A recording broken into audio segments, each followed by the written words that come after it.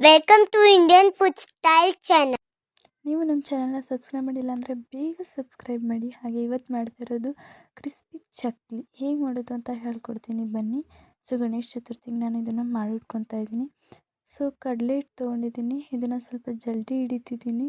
ನೋಡಿ ಈ ಥರ ಧೂಳೆಲ್ಲ ಹೋಗಬೇಕು, ಗಂಟು ಇರಬಾರ್ದು. ಹಾಗೆ ರೈಸ್ ಫ್ಲೋರ್ ಅಂದರೆ ಅಕ್ಕಿ ಹಿಟ್ಟು ಒಂದು ಅರ್ಧ ಕಪ್ಪು. ನೋಡಿ ಈ ಥರ ನೀಟಾಗಿ. ಸೊ ಉಪ್ಪು ಖಾರ ನಿಮಗೆ ರುಚಿಗೆ ತಕ್ಕಷ್ಟು ಉಪ್ಪು ಖಾರ ಸಾಲ್ಟ್ ಎಲ್ಲ ಹಾಕ್ಕೊಂಡ್ಬಿಟ್ಟು ನೀಟಾಗಿ ಈ ರೀತಿ ನೋಡಿ ಕಲಿಸ್ಕೋಬೇಕು. ಸೊ ಒಂದು ಎಣ್ಣೆ ಬಾಣಲಿ ಇಟ್ಟಿದ್ದೀನಿ, ಇದು ಕಾದಿದೆ ಅಂತ ಅಂದ್ಕೊಂಡು ಸೊ ಬಿಸಿಯಾಗಿರೋ ಎಣ್ಣೆ ತೊಗೊಂಡು ಕಲಿಸ್ಕೋತಾ ಇದ್ದೀನಿ ನೋಡಿ ಈ ಥರ. ಹಾಗೆ ಸ್ವಲ್ಪ ನೀರು ತೊಗೊಂಡು ಸ್ವಲ್ಪನೇ ಕಲಿಸ್ಕೊಳ್ಳಿ, ಜಾಸ್ತಿ ಮೆತ್ತಗೂ ಮಾಡಬೇಡಿ.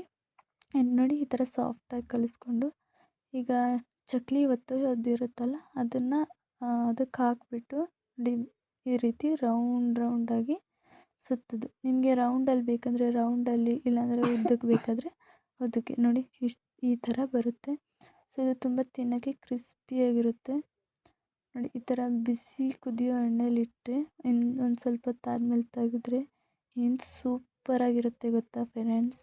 ನೋಡಿ ಈ ಥರ ಆಯ್ತಲ್ಲ. ಈಗ ಇದಕ್ಕೆ ತೆಗೆದು ನಾನು ಸೊ ಗೈಸ್ ನೋಡಿದ್ರಲ್ಲ, ಈ ರೀತಿ ರೆಸಿಪಿ ಮಾಡಿ ನಿಮ್ಮ ಮನೆಯಲ್ಲೂ ಟ್ರೈ ಮಾಡಿ, ಸೂಪರಾಗಿರುತ್ತೆ.